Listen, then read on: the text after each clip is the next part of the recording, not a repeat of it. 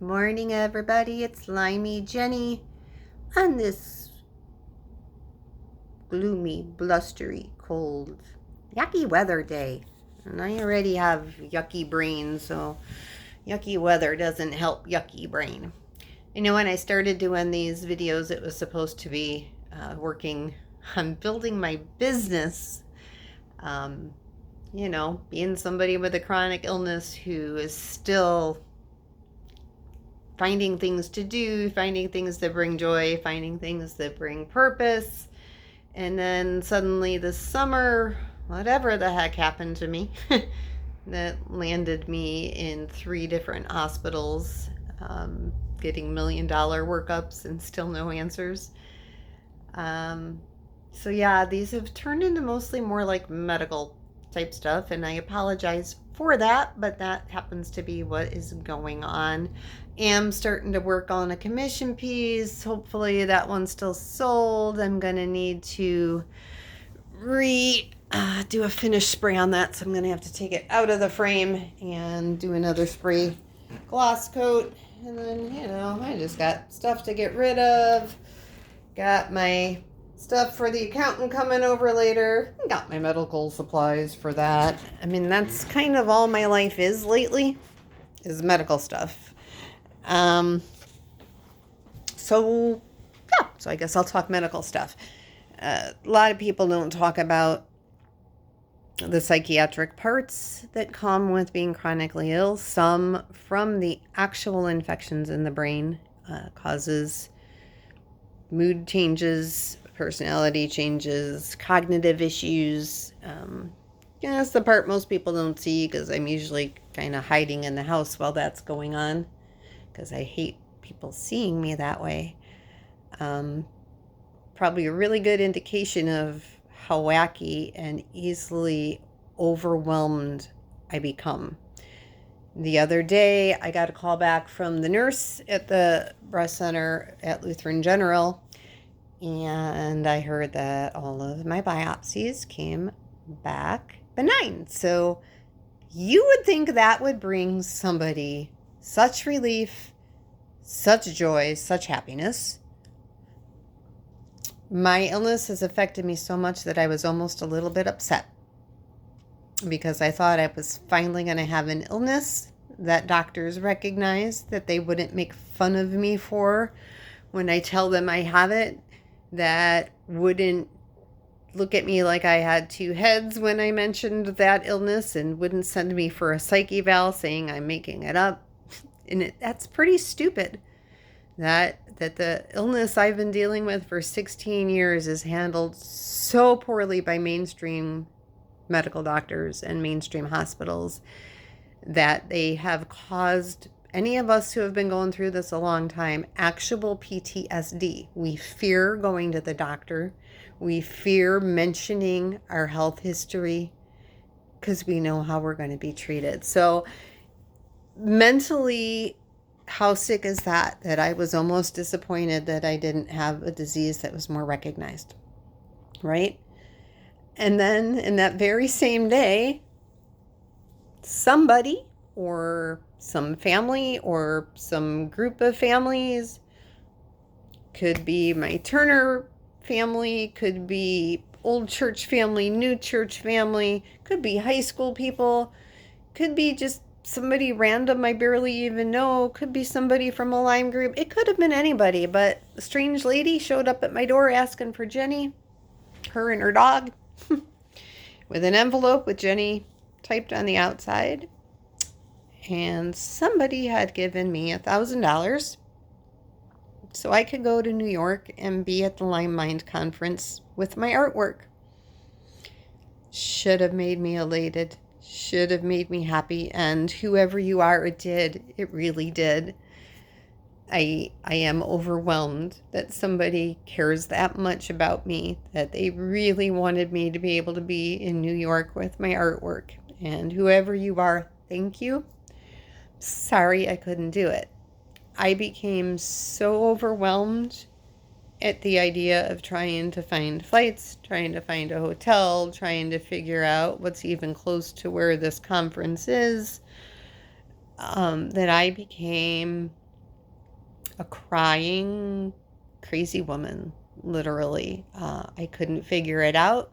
When somebody wanted to call to help me, I couldn't even get myself to answer the phone because the anxiety was so bad.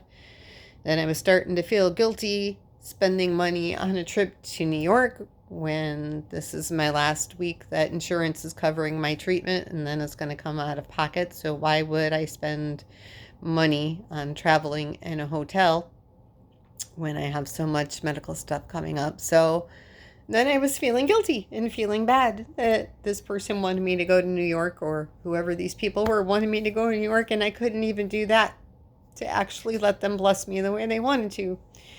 But they did say if I couldn't go to spend it on treatment, and that's what I'll be doing. And as far as everything coming back benign, it did. But I will, this next coming week, if you can pray for me, I'm hoping this will be the end of some medical stuff. So Monday, I will see the endocrinologist over at Rush. Tuesday, I see Dr. Katz, who is a breast surgeon, who is going to go in and remove all of the things that were categorized as 4C, which were highly suspicious for malignancy. The biopsy did come back benign, but they want to remove that and some of the tissue around it, just so it doesn't have the chance to become malignant. So we're just being proactive. So I will be meeting with her on Tuesday. Thursday, I have my colonoscopy. And then the week after that, I'm guessing when I meet her, we're probably going to schedule the surgery kind of quickly. So it could be that following week.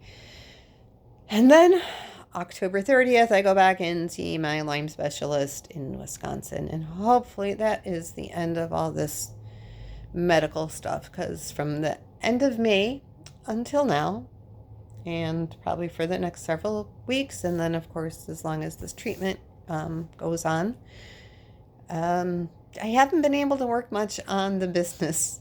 I have, like I said, one commission I'm working on, one sale I'm hoping will still go through. May need to lower the price on it. And then I'm hoping to get some commissions for Christmas presents just to keep me going. And I have one potential workshop coming up in November or December. But that's not growing a business. That's kind of maybe going to be catching me up on all the money that I've lost these past 6 months, not being able to get out there and get my artwork out there, not to be able to do promotions, not to be able to do workshops.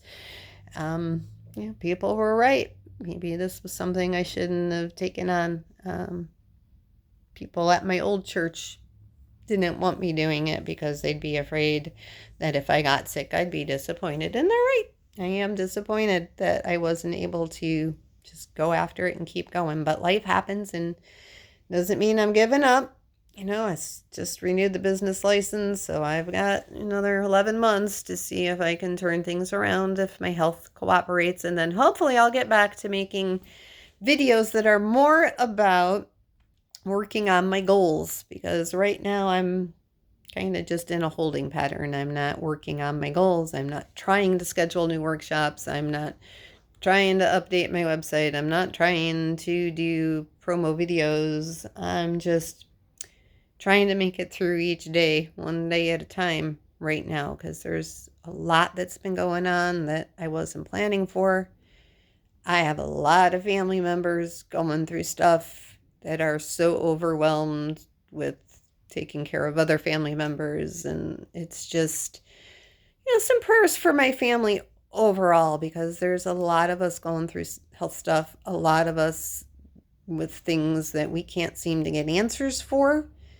Some of us very similar symptoms, some of us things that are not quite so similar. So just overall, if we could pray for my family's health, it would be nice if we could all get back to just doing things we enjoy instead of constantly running to appointments in hospitals and getting tests and test results and getting procedures.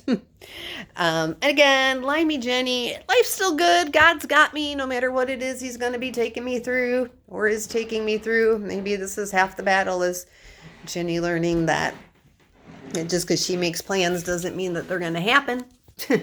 Because ultimately I can plan all I want, and the one that's in control is God. And I just gotta, Whatever his will is, go along with it as best I can.